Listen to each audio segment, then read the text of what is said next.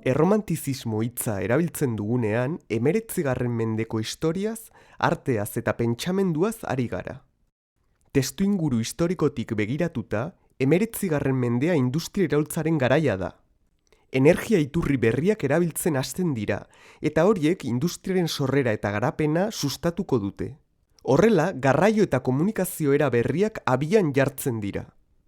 Arlo zientifikoak ere berrikuntza guzti hauen eragina jasoko du, eta aurrerakuntza nabariak izango ditu. Gizartea iraultza honen indarrez berregituratzen da.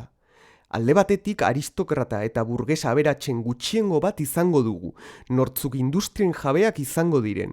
Bestalde, populazioaren zati handi bat hirietara mugituko da, lantegietan lana egiteko. Langile gehiengo honen bizi baldintzak oso gogorrak izango dira. Artearen ikuspegitik, erromantizismoa Alemanian jaio zen literatura mugimendu gisa. Berehala, mugimendu berri hau gainontzeko arteetan zabaldu zen, eta gainontzeko Europako herrialdetara hedatu zen.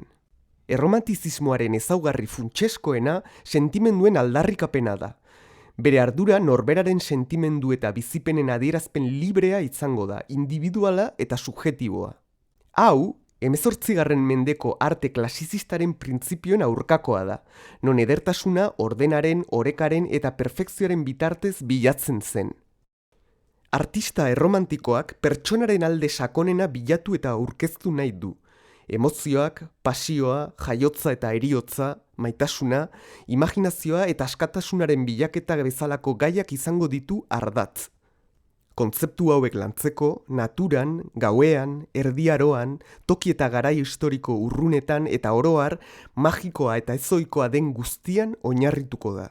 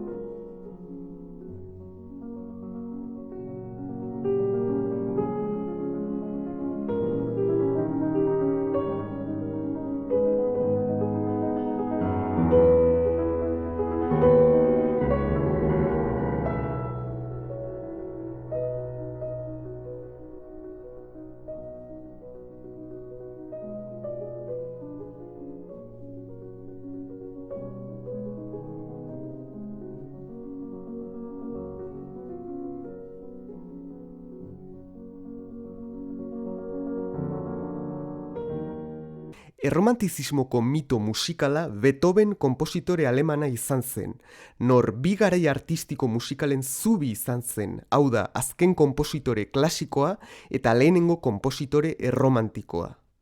Beethoven pianu jole bikaina izan zen. Orkesta musika edo musika sinfoniko asko sortu zuen, eta musika honekin klasizismoaren bideekin apurtzea lortu zuen. Izan ere, bere musikan zein bere bizitzan, aurretiko adierazpen formekin apurtu eta adierazpen librea bilatu zuen. Hauxe, hurrengo konpositore eta artisten eredua izango da.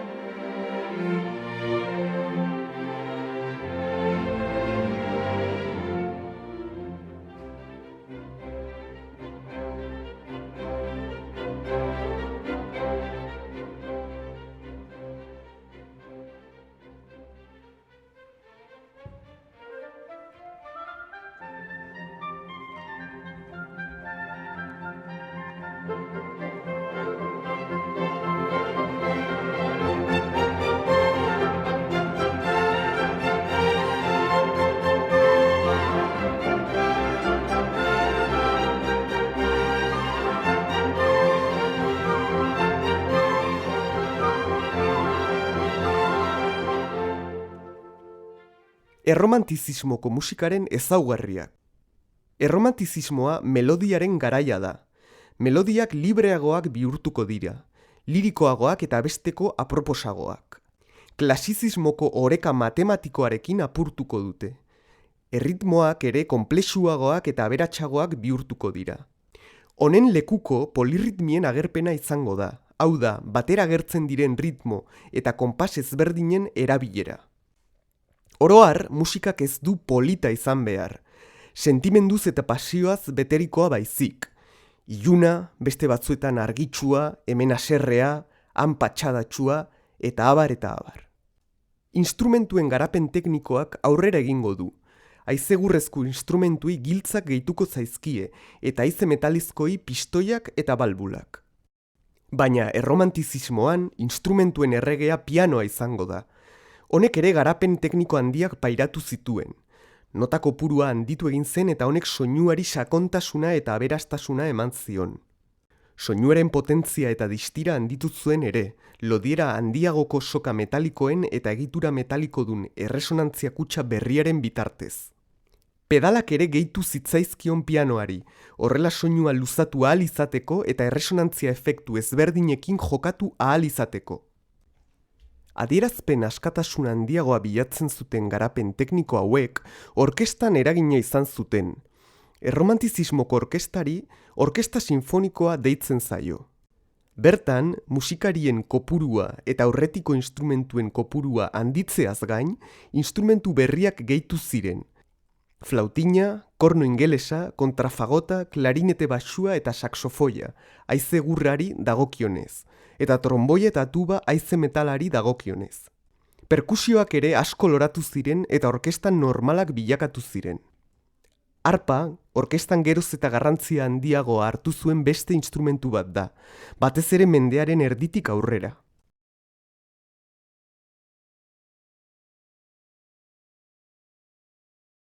Musika forma erromantikoak pianorako. Sonata. Zenbait mugimenduetako forma instrumentala da, pianorako edo piano eta beste instrumentu batentzako.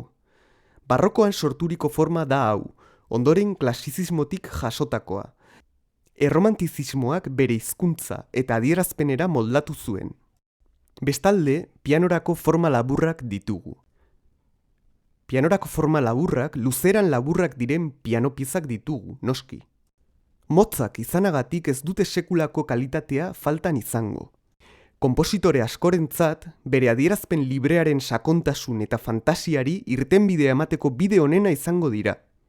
Pieza hauen tituloak oso ezberdinak izan daitezke, eta normalean sentipen intimistak isladatzen dituzte. Nokturnoak, erromantzak, preludioak, fantasiak, baladak, hitzik gabeko abestiak eta abar. Badira estudioak deiturikoak ere, zailtasun tekniko eta birtuosismo maila handiko piezak dira, baina emaitza artistiko bikaina lortzea dute helburu.